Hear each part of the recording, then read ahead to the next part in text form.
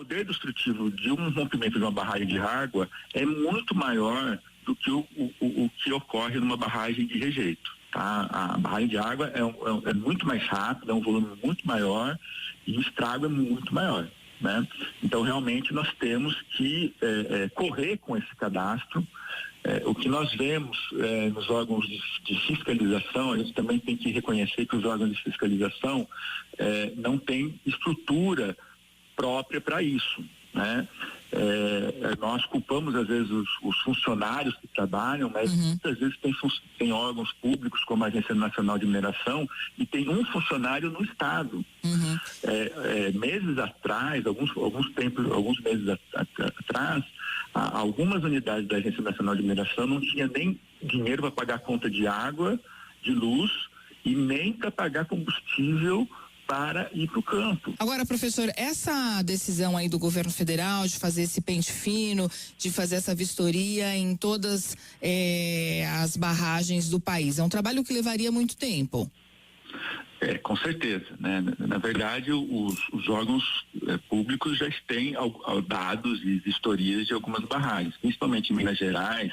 A FEAM, a Fundação Estadual de Meio Ambiente, ela, junto com a Agência Nacional de Mineração, eles sempre tiveram um trabalho, antes da Política Nacional de Segurança de Barragens de 2010, praticamente uma década antes, eles já tinham normatização específica para rompimento de barragem.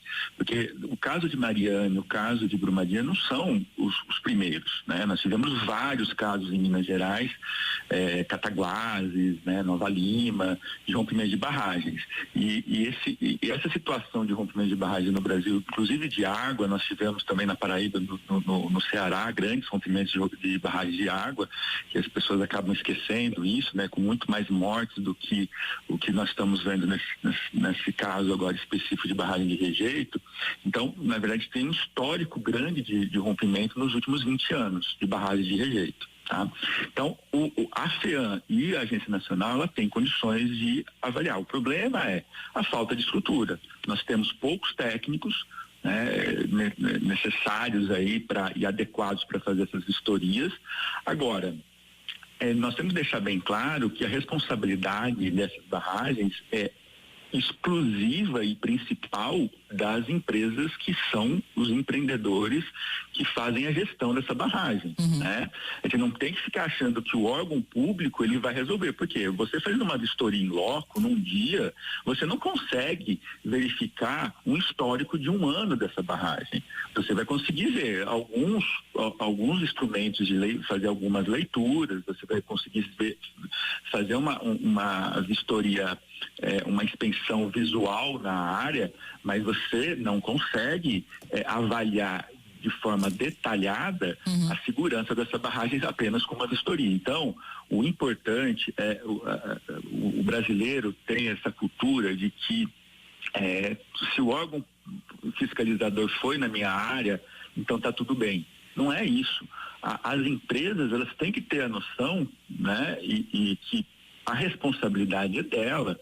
O papel que o órgão fiscalizador pede no licenciamento ambiental é simplesmente para verificar se ele está cumprindo o que é o correto tecnicamente. A empresa ela tem que ter o valor técnico, que isso não é o papel que tem que ser entregue para o órgão ambiental, que é o fundamental para eu conseguir uma licença. Ela tem que entender que a cultura, o valor de você operar qualquer sistema de engenharia é fundamental. Então, essa cultura nós não temos no Brasil. A gente ouve, por exemplo, o ministro falando que vão diminuir as exigências ambientais no Brasil, né?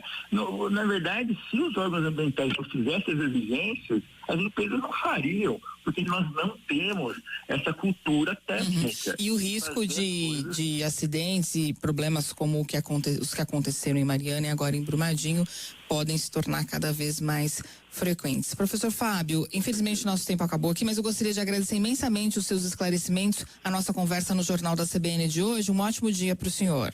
Eu que agradeço e vamos torcer aí para que as equipes de resgate consigam, né, recuperar pessoas vivas aí desse desastre e também agora focar nos parentes, né, das vítimas e apresentar nossos sentimentos aí para todos envolvidos nesse episódio, nesse desastre. Com certeza. Obrigado. Aí, portanto, a entrevista da Débora Freitas com Fábio Augusto Reis, professor da Unesp de Rio Claro, que é presidente da Federação Brasileira de Geólogos, uma entrevista aí com muitas informações importantes sobre essa questão.